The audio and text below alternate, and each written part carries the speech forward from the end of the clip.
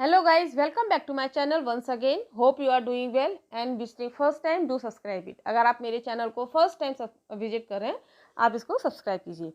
सो now as usual SP Bakshi की series जो हमने कंटिन्यू की है with images pictures and example. So let start. First one is consternation. Consternation सबसे पहले तो आप इस इमेज में देखिए आपको क्या लग रहा है देखकर. ये जो इमेज आपको डॉग की दिख रही है इट लुक्स वेरी सीरियस. ऐसा लग रहा है ना कि बहुत चिंता में है, परेशान है, बहुत सीरियस दिख रही है. तो स्टेट ऑफ पैरालाइजिंग डिसमे मीन्स जिसमें पैरालाइज फील होना मीन्स बहुत ज़्यादा अपने आप को परेशान फील करना, चिंता में फील करना, परेशान फील करना. सो नाउ इसका जो पार्ट्स ऑफ स्पीच, इसका जो नेचर है वो आपका नाउन है. अ फीलिंग ऑफ शॉक और वरी, व्याकुलता या चिंता. Now let's see some synonyms. अब इसके हम कुछ सिनोनिम्स देखते हैं. Fear, disappointment, dismay and hopelessness. Antonyms peace, repose, calm and fearless. Now let's see some examples. अब इसके हम कुछ एग्जांपल्स देखते हैं. When Mr. Atul arrived at the airport, he realized his passport was missing.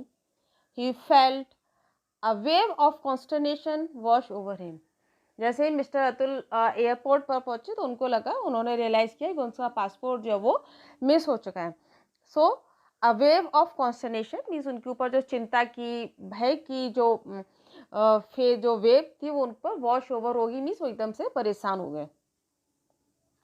Now next one is consternation among the passengers was palpable as the plane hit the severe turbulence.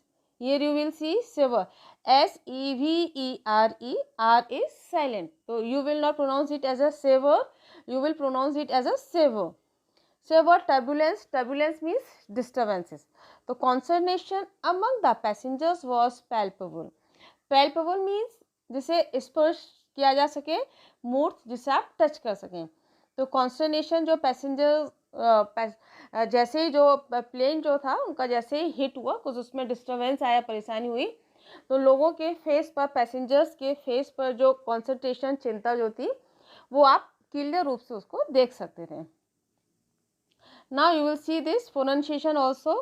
Palpable, कुछ लोग उसको pronounce जो है वो palpable बोलते हैं. तो you will not pronounce it as a palpable, it is a palpable.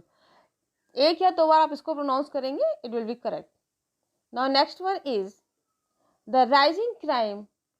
The rising crime rates in the city have caused consternation among the residents. कह रहे हैं शहर में बढ़ते हुए जो क्राइम है उससे लोगों के बीच में जो कॉन्स्टर्नेशन का एक वो कारण बन चुका है. Next one is The news of the sudden death of his father met with the consternation by the whole family. कह रहे हैं उनके जैसे उनके फैमिली को न्यूज़ मिली कि उनके फादर की डेथ हो चुकी है. So now the whole family was in consternation. पूरी फैमिली जो थी वो भय चिंता में डूब गई, परेशान हो गई. Here you will see double full stop. The full stop is after family. Now next one is the sudden announcement of a company wide layoff caused consternation among the employees. कह रहा है सडन कंपनी ने जो है वो sudden announcement कर दिया. किसका कर दिया? Wide lay off. Actually lay off means किसी को भी कंपनी से टेम्प्रेरी और परमानेंट जो आप डिस्चार्ज कर देते हैं. Means a temporary or permanent discharge of workers because of economic conditions or shortage of work. जब आप कंपनी से वर्कर्स को इकोनॉमिक कंडीशन की वजह से आप उनको डिस्चार्ज कर देते हैं, that is called as a lay off. It is a noun. यहाँ पर मैंने आपको बहुत अच्छे से इसको एक्सप्लेन भी कर दिया. You will see. First, a temporary और permanent discharge of a worker or works because of economic conditions or shortage of work. Second sense में भी आप इसको यूज कर सकते हैं. A period during which someone is unable to take part in a sport or other activity due to injury or illness. Sports में जब आपके हाथ या पैर में कहीं पर कुछ इंजरी हो जाती है, कुछ प्रॉब्लम हो जाती है, so in that sense you will use the lay off. Now let's see next example. The look of consternation of Lata's face told me that she was lost. लता के फेस का जो कॉन्स्टर्नेशन, चिंता, जो भी चीज़ थी, उसे पता चल गया कि she was lost. So I think the word consternation is clear to you. अब आपको ये वर्ड जो बहुत अच्छे से क्लियर हो चुका है. Consternation means व्याकुलता, चिंता, भय या परेशानी. Now next one is conspicuous. सबसे पहले तो आप इस इमेज को देखिए. What do you feel? आप इस इमेज को देखकर आपको क्या फील हो रहा है, कैसा लग रहा है? अ वेरी अट्रैक्टिव, है ना. आप इसको कैसा लग रहा है आपको? ये फूल जो है, आपको ये फ्लावर जो है बहुत अट्रैक्टिव लग रहा है. सो नाउ वेरी नोटिसेबल और अट्रैक्टिंग अटेंशन, जो बहुत ज़्यादा किसी को नोटिस किया जा सके और it will be very attractive also. इसका जो पार्ट्स ऑफ स्पीच, नेचर जो है वो आपका एडजेक्टिव है. ईजिली सीन और नोटिस, जिसको आप बहुत आसानी से देख सकते हैं और उसको आप नोटिस भी कर सकते हैं. सुस्पष्ट, प्रकट, साफ, प्रत्यक्ष.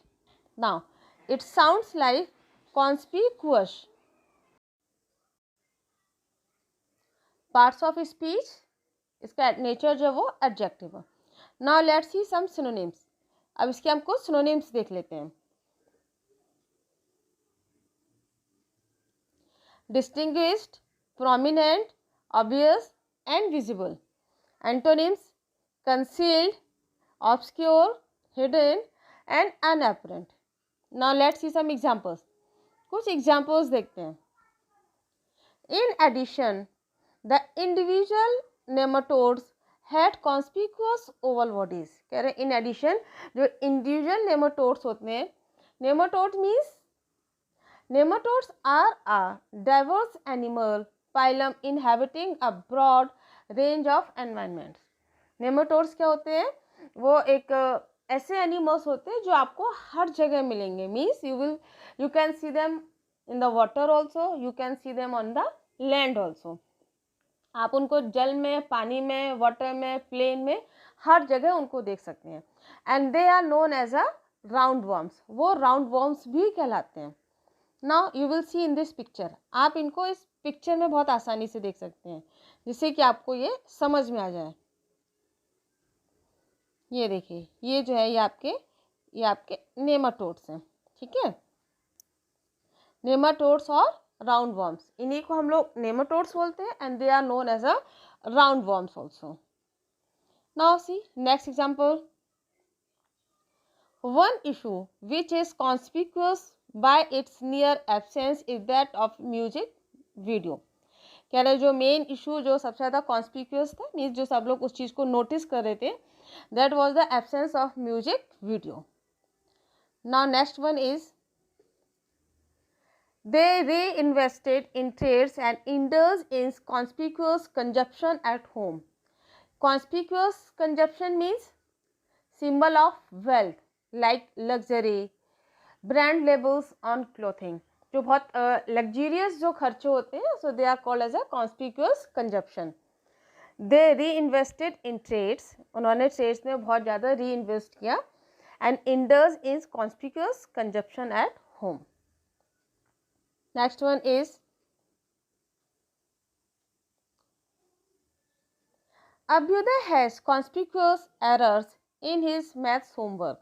अभ्युदय का जो मैथ्स होमवर्क है उसमें आसानी से आप कॉन्स्पिक्यूअस एरर्स देख सकते हैं. मीन्स आसानी से उनकी गलतियों को, एरर्स को, मिस्टेक्स को देख सकते हैं.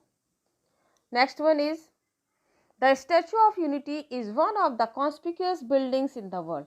स्टैचू ऑफ यूनिटी जो है वो हमारे वर्ल्ड में, संसार में बहुत आराम से आप उसको कहीं भी देख सकते हैं. इतना मीन्स कि it is famous all over the world.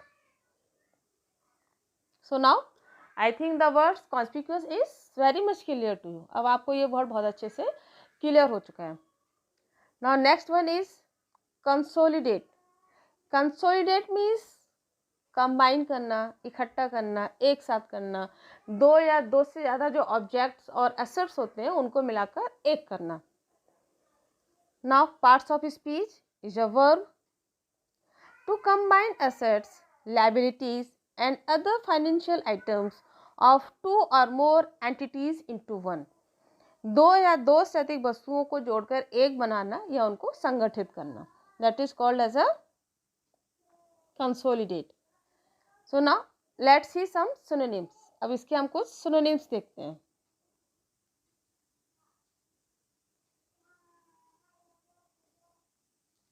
Combine, condense, compact, strong. Antonyms: separate, sever, weak, and scattering. Now let's see some examples. अब consolidate के भी कुछ examples देखते हैं.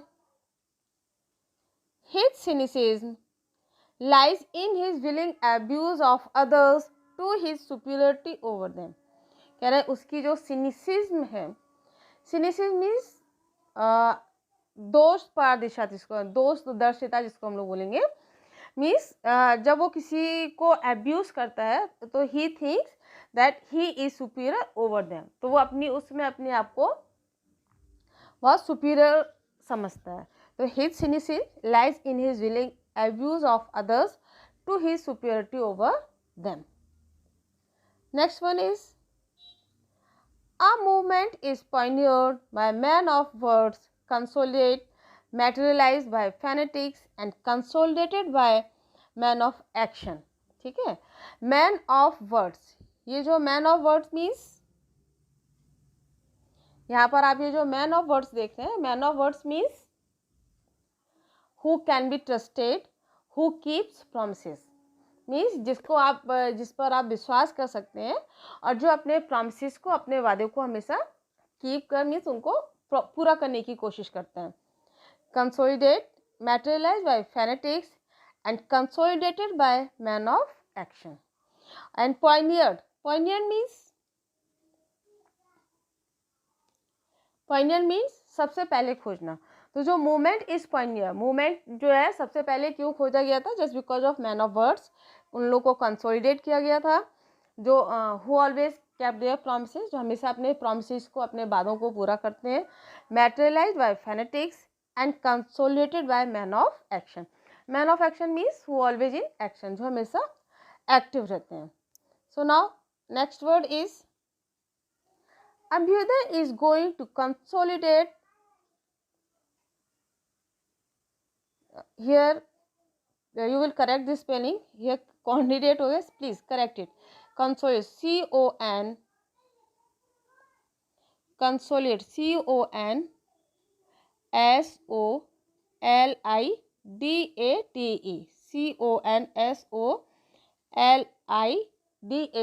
consolidate what he has learned by revision work.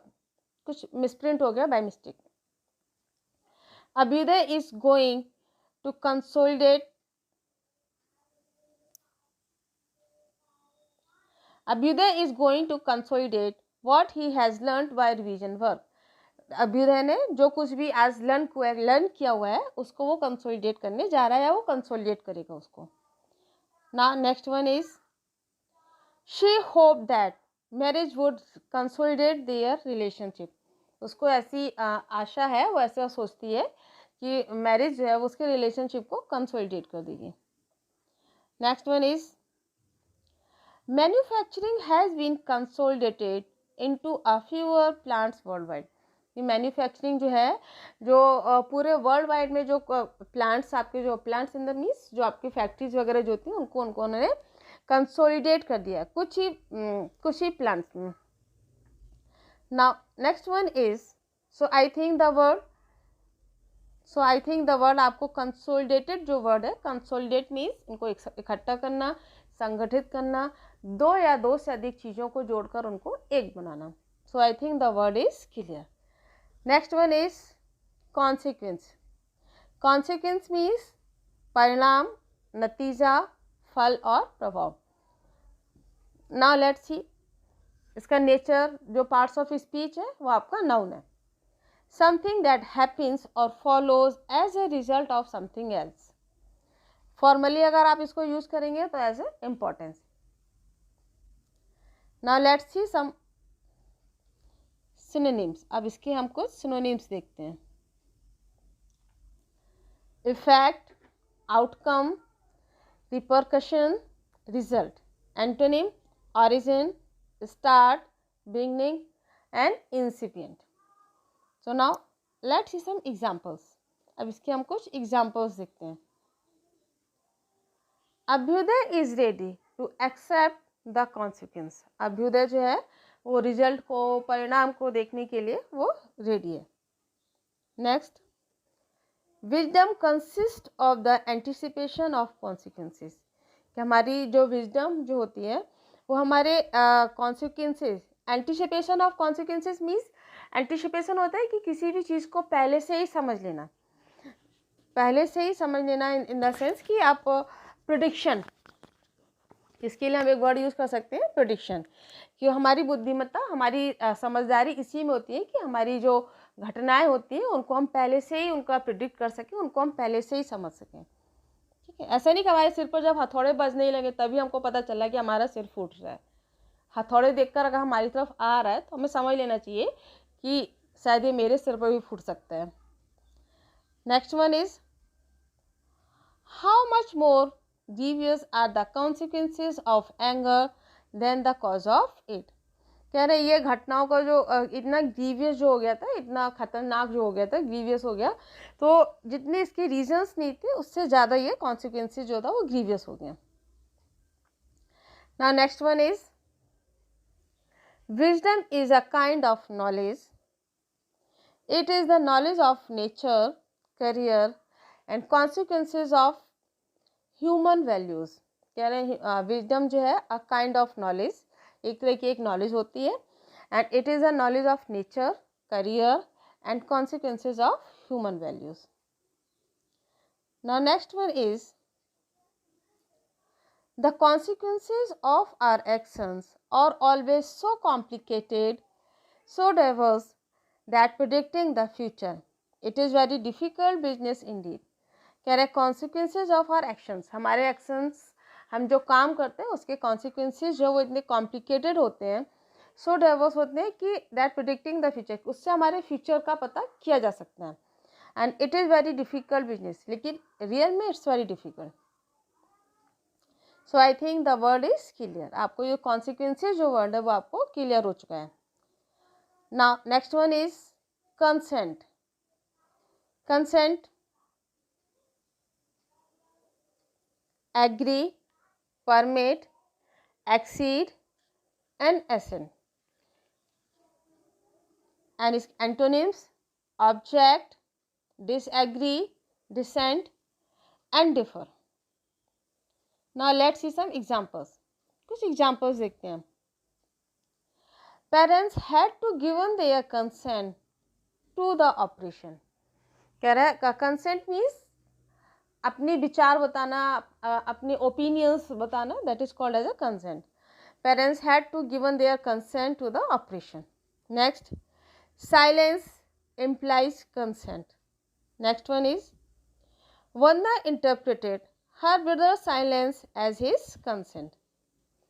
वंदा ने अपने भाई की साइलेंस जो थी उसको उन्होंने एज अ कंसेंट, उसको उन्होंने इंटरप्रेट कर लिया, उसको उन्होंने समझ लिया. Fate does not seek our consent. Next one is, Mr. Atul will only consent on that condition. कह रहे हैं उस कंडीशन पर केवल मिस्टर अतुल ही हैं जो कि कंसर्न दे सकते हैं.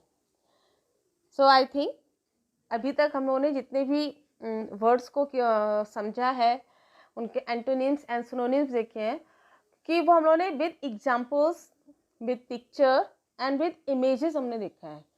तो आई थिंक वो आपको बहुत अच्छे से समझ में आ चुका होगा, और इनको एक बार पेन डाउन करने की कोशिश ज़रूर कीजिएगा. और ये जो मैंने आपको एग्जांपल्स दिए समझाने की, मैंने आपको जो कोशिश की है वो मैंने अपने आसपास के एनवायरनमेंट से ही लिए. तो आप लोग भी जब आपको अपने सेंटेंसेस में जब आप इसको बनाने की कोशिश करेंगे तो कोशिश कीजिएगा कि अपने आसपास के, आपके सराउंडिंग से ही सेंटेंस आपको मिले, उनको कोरिलेट करने की कोशिश कीजिएगा, सो दैट वो वर्ड्स हमेशा के लिए आपके दिमाग में इम्प्रिंट हो जाएंगे. So thanks for watching. Like, share and subscribe.